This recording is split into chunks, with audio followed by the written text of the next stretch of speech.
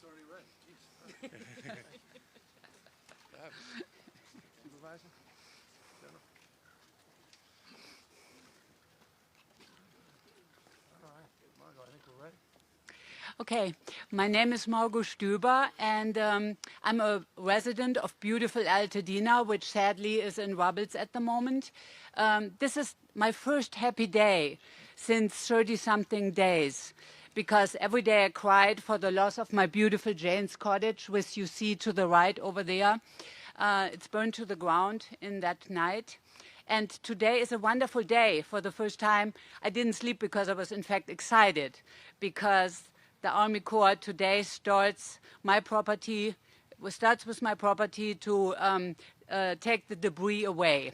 So I'm so happy. So now, instead of just looking to the past, I'm starting to look towards the future. And this is not just a day for me. This is a day for our beautiful Altadena community.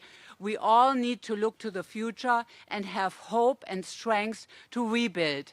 I'm very thankful to the governor and to the Army Corps for putting in all this political pressure, all the work, all the diligence. And I have actually received so much kindness and love during this time, since I am in such a vulnerable position. I'm really thankful for that. So that's what I have to say. And I want to introduce Nancy Ward, who will speak to you next. Thank you very much. Good morning. I'm Nancy Ward. I'm the director of the Governor's Office of Emergency Services. And I first want to thank the Governor and Supervisor Barger for their leadership in getting us here today in such quick stead. And I also want to thank the U.S. EPA for their work and speed that they have worked through to get us to be able to initiate phase 2 with the Corps of Engineers. And then just all of the partners that got us here: FEMA, our Office of Emergency Services, EPA, the county, the cities, and the Corps of Engineers. We could not have done this without everybody's efforts and rowing in the same direction and working through some of the challenges that we all had. This is record time for this to start, only 35 days, 36 days. It's amazing that we are here today. So with that, I would like to introduce Bob Fenton, FEMA's Regional Administrator, FEMA Region 9. Good morning, and thank you all for being here today. This moment marks another important step as we move forward in the recovery process for communities across Los Angeles. The wildfires took so much, but today we take another step toward rebuilding not just homes and businesses, but hope itself. The removal of debris is more than just clearing away that was lost. It's about making property safe, restoring the land, and preparing for what comes next. The U.S. Army Corps of Engineers is leading the next phase of debris removal with an unwavering commitment of safety, speed, and efficiency. Our top priority is ensuring that the process moves as quickly as possible while keeping the community safe. We know that recovery is not just about clearing debris, it's about the people. It's about families finding their way back home. That's why FEMA remains fully committed to supporting survivors every step of the way. We are providing temporary housing solutions, financial assistance. We are working closely with the state, county, and local communities and our federal partners to ensure that no one is left behind. The overwhelming response from homeowners, over 7,300 rights of entry forms submitted, shows the strength and resilience of the community. But we need more. We want to get everyone enrolled in this program. Together, we are turning tragedy into progress, and today's efforts are another step toward recovery. To everyone impacted in these fires, I want to let you know we see you. We stand with you, and we will not stop working until every survivor has the support they need to rebuild their lives. Thank you to all our partners, first responders, and dedicated teams making this progress possible. Can't wait to get to work here soon. With that, let me turn over to the guy that's going to be responsible for most of that, Major General Kelly from the U.S. Army Corps of Engineers. Thank you, Bob. Thank you. Major General Jason Kelly, I'm the Deputy Commanding General for Civil and Emergency Operations for the United States Army Corps of Engineers. I normally wake up and think about the movement of goods on our nation's inland marine transportation system, our coastal waterways, how we protect, restore, and manage our aquatic ecosystems. I think about how we sustain our water resources infrastructure. But for the last several weeks, I thought about nothing but how we recover from the terrible wildfires that this community experienced. There's a healthy buzz in the air today as we get started, as work commences. I am but one part of a very important team, local, state, federal partners that have made this all possible. I stand before you as an ambassador for the 40,000 members of the United States Army Corps of Engineers, all of the experience, all of the talent, and we'll put it all towards the recovery of this community. I'm excited. I've been inspired by those that I've seen, the resilience that I've witnessed, the determination that I've seen.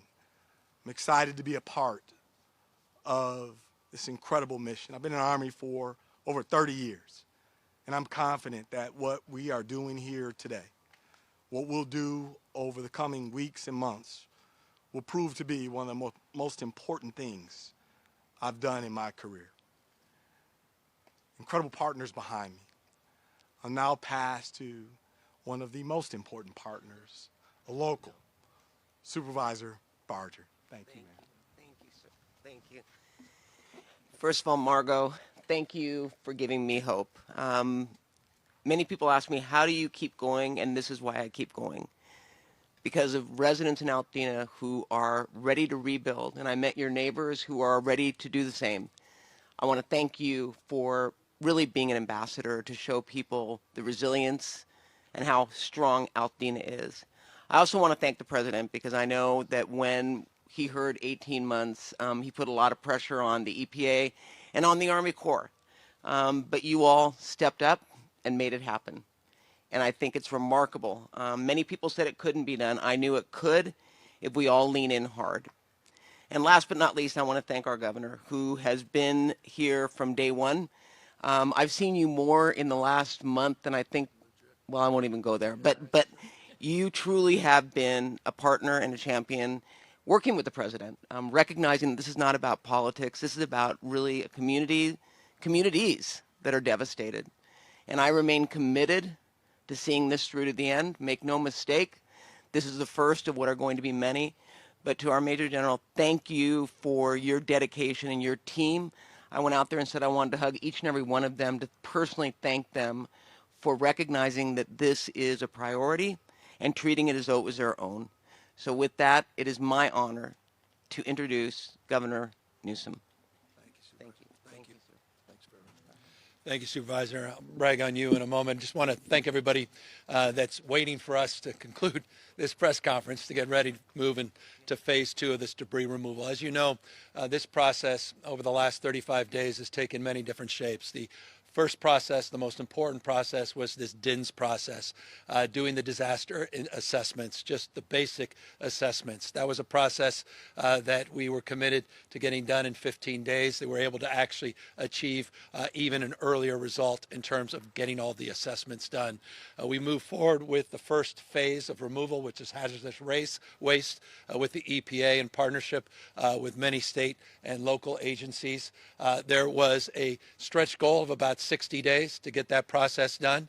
And as the supervisor said, working with Bob Fenton and others and FEMA, there was an assessment done that it's possible to achieve that within a 30-day footprint. And now there's 1,300 people on the ground that are committed and resolved to getting that done. 65% of that first phase will be complete by the end of the week. The hazardous phase will then move into the second phase, which is the phase that is officially currently beginning today here, not just in Altadena, but also in the Palisades. This process will include the Army Corps of Engineers with their subcontractors, or rather their main contractor, their prime contractor, ECC, and their subcontractors, many that are assembled right behind me. Margot just happened to be the first individual that was randomly picked, that had gone through a process which is incredibly important, a process we refer to as right of entry. It's a process that is a responsibility of all of the property owners by March 31st to fill out forms to allow us to begin to batch those right of entry applications and to begin the process of debris removal at the scale that is required to reach our next phase goal. More on that in a moment. We currently have, Bob estimates, around 7,500. I have 7,353 ROEs that were submitted at least last night. Only 315 have opted out of the Army Corps doing the work, meaning the vast majority of people have decided to get this done. It's done for free. Anyone that wishes to have the Army Corps do the work and their contractors can get the debris removed for free. They'll bill your insurance if you have it, but anything above that insurance is taken care of by the contracts that are put into place. I make this point to make an important point. Last night was the first night we saw only a few applications for the ROEs. We need to keep that momentum going. The last day is March 31st. And Margot's testament of the incredible imperative and importance and the potency of filling out those applications, working through some of the logistics of whether or not you want your foundation or not, and how you want this process to unfold, that we can get that done. And remarkably, and this is important, and I'm speaking a little out of school, Margot, but Margot's already working on her phase 3, which is the rebuild. All of this, again, stacking concurrently. Phase 1, concurrently stacking with phase 2. Phase 2 now stacking with the work the supervisor's done to expedite permits, one-stop shop, the state overlaying their efforts to expedite any waivers as it relates to some of the state impacts. And so she's got her architect already out here. They're ready to submit the plans in the next number of weeks. They're going to stress test the one-stop permitting. She put us on notice on that. And in a matter of weeks, 6 weeks, 7 weeks, we hope folks are out there starting the construction phase. All of this is happening concurrently. It's not just 30 days and then we begin the next phase. It's not just that next phase and then after 6 months, 9 months, or a year, then we begin construction. All of this is happening concurrently. It's happening at the same time. And that's incredibly important that we reinforce that so people understand the opportunity here and the hopefulness that I hope people can feel from Margot's own statements, but the optimism many of the neighbors now feel that it is possible to rebuild and rebuild better, rebuild more strategically, rebuild with redundancies as it relates to life safety in mind, the infrastructure, the utilities, all of those investments, the life safety, but the materials, the kind of architecture that needs to be done here to make sure these are climate resilient structures and that we don't have a tragedy like this unfold again. 35 days from the initiation of the fire, but not 35 days since the fires were contained, just weeks after the fires were contained. This is unprecedented in California history. Let me give you a specific example. This is twice as fast as the Woolsey fire debris removal, the fire in 2018. Faster still even compared to Paradise. And that is a long way of saying what Supervisor Barger was saying. Thank you, Supervisor, for cleaning out all of the bureaucratic thickets to help make that possible. I want to thank all of our state partners. I want to thank the EPA and their representatives for doing an extraordinary job to date. We're still 65% at the end of the week. We got to finish the job. To Bob Fenton, there's just no one better, period, full stop. And FEMA's just, you know, there's a Hall of Fame for FEMA, and Bob is going to be the first vote into that Hall of Fame. We are blessed. And to Lee Zeldin, the EPA, and to, as Catherine said, she's absolutely right, the president. I spent an extended period of time with President Trump last week in detail walking through this process, walking through phase 1 and walking through phase 2. And that goes to you, General Kelly. Thank you for being out here. Thank you for being here yourself. The colonel's been doing a great job, but the fact that we have a Major General on the ground that's tasked to do this is critical and essential to actually achieving the goal and results that are required. Yes, there's a lot of logistics. Yes, this will be a 24/7 operation. Yes, Caltrans and the CHP are working on logistics. But yes, we also have the DOD coming in to help us with logistics. Yes, we're looking at new strategies to address the issue around congestion. For example, on the PCH, concerns around how you get these trucks in and out in a 24-hour operation. So we're looking at dedicated lanes. We're looking at strategies to stress test these landfills. And I mean by stress testing, that's about ingress and egress into landfills. It's not just the availability, which we have for this debris to go into landfill. But it's the ability to get the scales, the weights done, and to make sure you've got the ramps so that we keep these operations flowing consistently. So all of that is happening concurrently. All that's happening with unprecedented support from the federal government, the state government, and local municipalities as well. I know this is hard. I know we're well aware of the friction around staging areas. These are temporary issues. I'm deeply mindful. You can see those compost socks everywhere that have been put out, and the hundreds and hundreds and hundreds of people that have been working to move from fire protection now to flood protection, that are very mindful of watershed needs as it relates to the atmospheric rivers that are coming in, particularly Thursday at peak here into Southern California, all the way down to Santa Barbara, San Luis Obispo, not just LA and Ventura. The imperative of keeping our Conservation Corps and the National Guard working on those operations, and that's a big part of another reason why Nancy is down here, and my next meeting is going to be around watershed and flood protection and debris flows and traffic management related to some of the water and the flooding that we are going to anticipate on these burn scars, not just here, but throughout the region and in Northern California. And finally, I will be signing another executive order. This one I committed 30 days ago, asked and tasked everyone in state government, tell me what we're missing as it relates to Coastal Act, what we're missing as it relates to CEQA, what we're missing as it relates to any thicket that we can clear in the spirit of the supervisor to match their imperative on one-stop shopping and one-stop permitting. And so we will have 8 or 9 critical provisions that back right into the work not only the county's doing, but specifically the work that Mayor Bass announced as it relates to her expectations from the state as it relates to what the city's doing. I'll remind everyone we have a brand new dashboard that's up around mobile air monitoring, issues around the 4 remaining water systems, which have do not drink requirements. We have information around the schools. Pali High, by the way, you're going to see that debris start to get removed on Saturday. They'll be down there moving heaven and earth to get that done. All that information is populated in real time at our ca.gov/LA Fires website, ca.gov/LA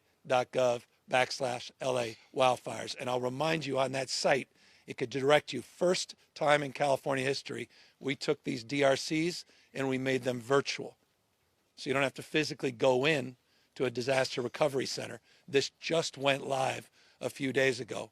You can go to that URL, that site rather, and download any information or upload any creative thinking and have a two-way conversation, not only as it relates to those that are virtually engaging you, chatbots, but also people that are resourcing and supporting that site as well. Forgive the long-windedness, but we want to shorten not only the speeches, but the time to delivery on this project. And so that's my final compliment. We just said hello to all the folks that were out there, and they said, keep it short because we got work to do. And I just want to thank all of them in advance for meeting the high expectations and being willing to accept those expectations as it relates to results. So we do this quickly and safely so people get back into a community that's more healthy and resilient than the community that was devastated just 35 days ago. With that, we're all here to answer any questions. This is what they do. Last week, obviously, the rain was a little bit less impactful. We're expecting more precipitation as it relates to this effort, but they've been out there, and Nancy could talk more specifically about all the Conservation Corps hand crews and all the work that we're doing deep with our own state water agencies, working with local agencies, debris as it relates to ocean concerns with the county as well. Issues, obviously, on pre-positioning. We have hundreds and hundreds of people pre-positioned, rescue teams as well, all across the state. But it reminds us the imperative of needing to remove these sites. I know there's some people that want to delay and figure out staging. These are the sites that need to be cleaned up and quickly to address any environmental concerns. And so these sites are protected with what we refer to as those compost sleeves. You'll see those green sleeves or those taupe sleeves all around. That's among many mitigation strategies. And Nancy, maybe you want to add a few others, but this is top of mind. Yes, so right after the fires, we pre-positioned some watershed management teams to come in and make assessments about the risk areas in both of these burn scar areas and how best to mitigate some of the flow of debris and mud that we could stop. Some of it we're not going to be able to stop, but we assessed those areas and put crews in both fire areas to mitigate those with not only just what you see on the streets here, but on the hillsides and those areas that are most vulnerable to the kind of flow that we may see. We were lucky, as the governor said in the last two, that we didn't get as much rain as we expected. We expect a bit more this time, and so we are having those crews stand by as opposed to demobilizing them, and so that they will be able to pivot and work on any areas that we see that become risk areas over and above of what we've already identified. Major General, this is not going to slow down your work, right? No, sir. And I mentioned my other duties. The Los Angeles district is very active in this space as well. So there are things that we are doing to make sure that we're in overwatch, making sure that the work that we have to do, thinking about the staging areas, but we are active and getting after it and anticipate no impacts. They talk about rebuilding and plans coming in already. I had a wildfire expert say it doesn't cost any more to build your home fire resistant than it does to build it the old-fashioned way. Are there requirements that they do that? Well, there's new building codes. You got a lot of homes here built in the 30s, 40s, and 50s that weren't subject to a lot of those new building codes. So by definition, they're going to be dramatically more resilient.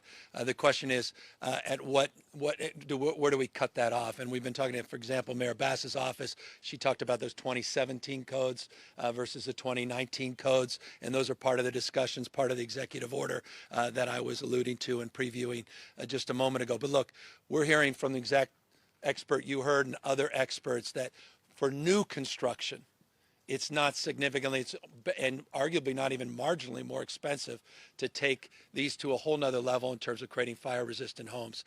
When you're doing a remodel, there are, I think you have to level set some perhaps additional burdens and challenges, by definition then extended in additional costs. But for new construction, that's important. Here's what I'm most worried about for new construction. It's what everyone's worried about. Just supply demand. Issues of constraints, issues around everybody accessing materials and supplies at the exact same time, not just those physical supplies, but human capital that's required as well. And so we've been stress testing every conceivable. I've previewed this 3 or 4 times with all of you as it relates to some of our apprenticeship programs, looking in-state, out-of-state, looking, when I say in-state, other parts, regions within the state of California to access the workforce. The supply chain concerns are one of the reasons LA Rises was conceived. It's one of the reasons some of these other organizations are conceived, looking at pooling leveraged purchases, looking at scaling some of the rebuild. And so there's a lot of work that's being done behind the scenes, including with architects, some of the best and the brightest from around the globe. We were just with a world's leading architect in Japan that is also advising on some of this. And so part of what we previewed at LA Rises was it was an extended period of engagement so that we can make available these resources to the community. Again, we're not dictating the design, we're not dictating the rebuild, but we want to make it easier, informed by the Tubbs fire and their experience of getting substantially 80% or so of that community rebuilt, 5,600 structures, remind you, in the Tubbs fire, 80% of that rebuilt within about 3 years. They're helping inform some of this process. We just had Hawaii was out here.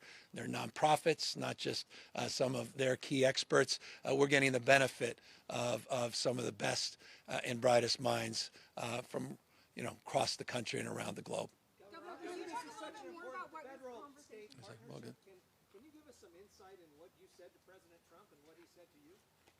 Well, we had an extended conversation about the recovery, and he, I couldn't impress upon him more how grateful we were for the work the EPA was doing, and how that work was accelerated, and how that work was coming together. And we had an opportunity to talk to the EPA director together to stress test some of that, who was on his way, quite literally. I was at the airport. You saw him just a few days ago out here, and talked in more nuance and detail. So, as you know, with me and the president, I call balls and strikes. We had detailed conversations, rare if ever you'll have with the president of the United States. Perhaps that's the developer in him.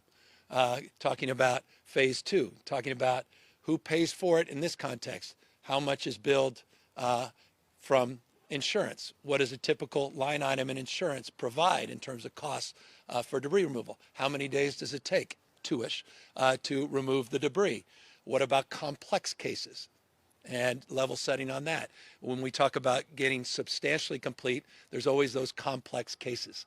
When we talk about phase 1 and phase 2, we talked to the president that some of that work will actually be done by the Army Corps, phase 1 and phase 2, not separately from the EPA. How schools are done differently, how the billing cycles as it relates to reimbursements are done a little differently. We talked about the assessments of total cost, total tonnage, 4-ish million tons, I think, is what we're estimating coming off this debris site. So it was along those lines. Why it was an extended conversation. Thanks. Thanks. You just mentioned the 4.5 million tons potentially of debris, roughly. There are a lot of Californians concerned about where that debris is going to be going, where it's going to be stored. On the Palisades fire, folks really concerned about Will Rogers Park, Will Rogers State Beach. People here concerned about the Altadena Golf Course. I know we have the EPA here, but I'd love to hear from you about what your commitment is to Californians about protecting the environment and where this debris is going to be going. It's half of this state's potential debris for the year. So I appreciate the question. I appreciate the sentiment behind the question as well in terms of related concern, and we're addressing that. I know local representatives more so, in particular, community meetings and the like. So you're talking about two different things. You've got staging areas, and you referenced some of the staging area sites. That's for short-term staging for phase 1 hazardous waste removal. That process, as I said, will be substantially done by the end of the month, but they'll still utilize some of the staging areas for as much as 60 in an extended period. Bob, you can tell me if I'm wrong, any of you, maybe 90 days. Those sites are completely cleaned up. They're being monitored. They're being assessed. And we're going to hold everyone to a level of accountability as it relates to those sites coming back cleaner than when they found them. That's just temporary staging. Now, as it relates to the larger debris removal, that 4+ million tons of debris, a lot of that is recycled. You have some concrete that can be recycled, some that cannot. You got wood chips that can be recycled. You have steel that can be recycled. So that reduces the total tonnage and waste. We have identified all the facilities. The Corps, Major General, has identified all of the landfill sites and there's availability in those sites. The challenge now is just logistics as it relates to ingress and egress and scales, and that's why the DoD is coming in, and that's why Caltrans and CHP are part of this, because again, this is a 24-hour operation. If we're going to get this done and we're going to do justice to the commitments that the president's making, the state and local government want to meet. And as it relates to that issue, they're met to the highest levels and standards, and let me reinforce that. There are a few states, it's one of the reasons you love California, some people are frustrated with California, is we tend to do more than most other states as it relates to issues like protecting public health and related issues associated with soil sampling, as it relates to issues of air monitoring. We have our own California EPA that is supplementing a lot of that work, including the mobile air monitoring that we're doing as it relates to benzene and arsenic and lead. That we're also populating on that website and making transparent, that are supplementing the work the U.S. EPA is doing in some of the local air quality districts. So it's supplementing all of the regional, local, regional, state work and federal work, and making sure we're transparent and accountable along the lines of your concerns and questions. Edison is now probing whether its electrical equipment sparked the Eaton fire. As we know, their equipment did spark the Woolsey fire, the Thomas fire, PG&E was blamed for the one in Camp Fire, and ultimately in the settlements, ratepayers bore the cost. If SoCal Edison is found to have started the Eaton fire, will ratepayers have to pay the cost again? And what is being done to make sure that electrical equipment does not spark future fires? So we've got to unpack a lot of this. There's no soundbite here, so you may want to keep the camera rolling. I was deeply involved as it relates to the Camp Fire, and the reason I start there, that led to the bankruptcy of the largest IOU, investor-owned utility in the United States of America, Pacific Gas and Electric. The process to get them out of bankruptcy led to the creation of a wildfire fund. That fund was set up with 3 IOUs that participated, including Edison, that have been paying into the wildfires fund to create a contingency that would allow them to access the resources and the dollars in that fund for precisely the concerns that have been raised as it relates to the possible and potential culpability, of which no one has assessed that. No one. Anyone who asserts that is asserting things without evidence. I don't think that. I know that on the basis of a deeply independent investigation that has profound economic consequences and a lot of litigants attached to it in terms of its ultimate determination. So I'm not predetermining anything. But in the expectation of another major wildfire occurring, SB 1054 was created, this wildfire fund, that has up to $21 billion of claims paying resources.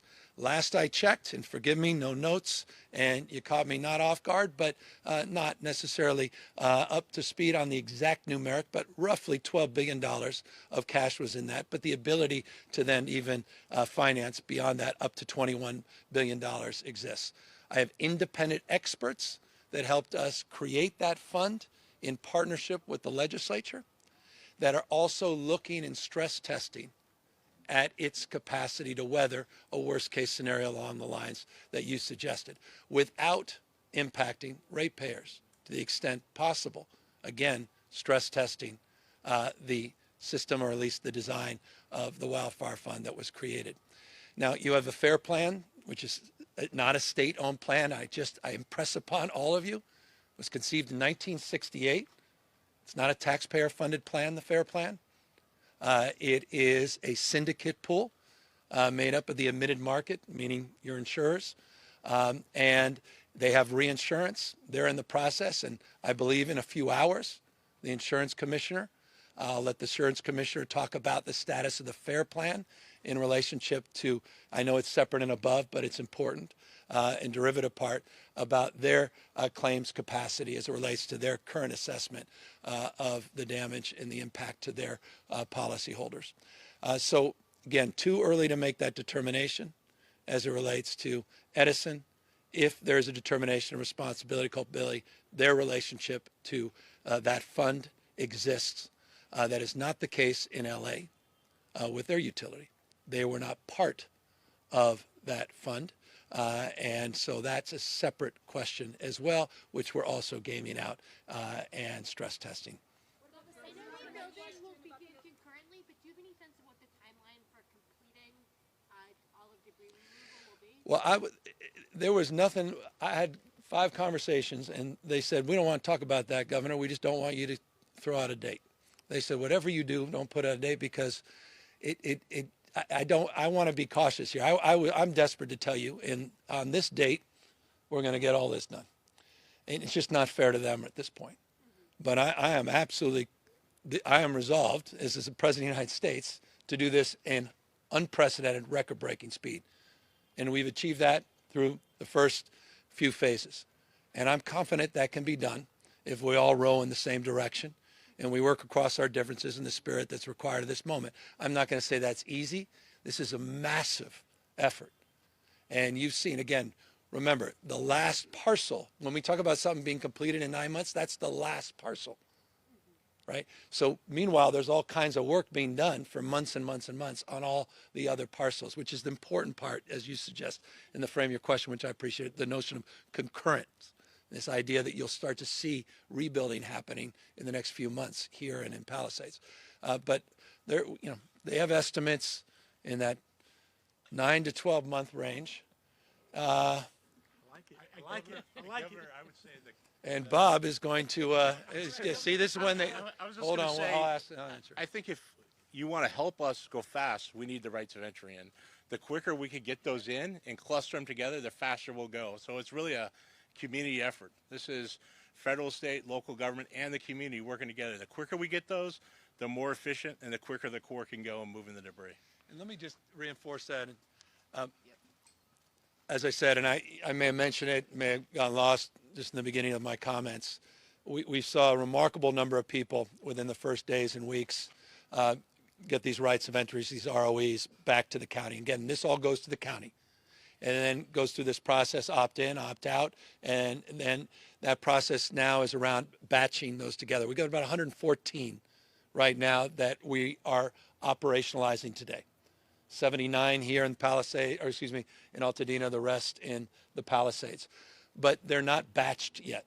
And so the idea is to batch them, to coordinate these, so we're using scales of economy and we can deal with the logistics issues in a much more strategic way. And so getting these, I mean, we're 65-ish% is not where we need to be on those ROEs. It's so important to get people to know March 31st is that deadline, and we can't impress upon people more the importance of that. And then there's issues. There's always going to be outliers. There's deed issues that are challenging. There's these deeply complex cases, which we always have to be mindful of. You've got the commercial side of this. It's slightly different operationally than the residential side. And then the very thoughtful question, and forgive me, on utilities and undergrounding, all of that, I assure you, is deeply in our mindset. And we want to make sure when we're doing one trench, we're doing it for as many municipal and private purposes at the same time, which is easier to say than do at scale, but we have teams operationally focused on that, and I can assure you that it is our absolute imperative, not just intention, to make sure undergrounding is a big part of that. Some cases that may not happen immediately, as was the case in Camp. They do temporary polling before they do the ultimate undergrounding, so there's some staging there just in terms of just level setting. But that absolutely is a big part of the overall life safety efforts. Thanks. Insurance Commissioner of California, Ricardo Lara, has talked to insurance companies and is asking them to pay the full coverage to the clients affected without an itemized inventory of things, because most of it are burned. However, some of our viewers have expressed some interest, some concerns, because FEMA help is not coming fast enough. They say they're facing a lot of questions, a lot of requirements. What would be your answer to all those things? Well, Bob, you want to take the FEMA side? Take advantage of Bob being here. So FEMA can provide homeowners with a grant up to $43,000, a direct grant to them for home losses or impact. It's obviously not going to make you whole. So insurance is very important. We could also provide $43,000 for property losses. On top of that, you could get loans from SBA and other things to help with that. One of the things we can't do is duplicate other funding that may be available through insurance. We recognize that there's a lot of insurance here. We do also recognize a lot of people will be underinsured from here. The good news is in the last year, through legislative activities, we can now help people that are underinsured, whereas before we were not able to. So the quicker that people could get us their insurance information in and let us know what's covered, what's not covered, the quicker we can make decisions on the rest, on those two grants for $43,000, $600 I think it is, on both of those. And then at the same time, you can use SBA, and it's a $500,000 2.56% loan to help with some of those gaps. But we do anticipate the gaps. The good news is we can help now. We do need that information from the homeowner as far as what they're uninsured by. In the state, if you're eligible for $43,600 under FEMA, the state provides an additional $10,000 to individuals.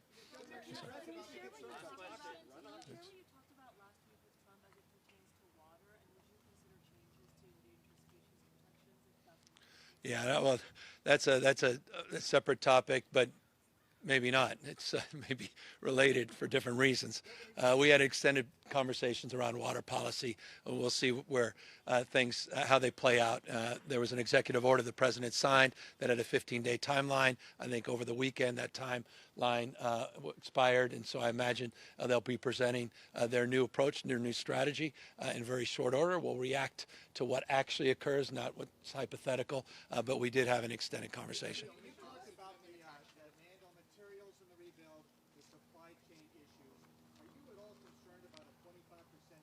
Of course.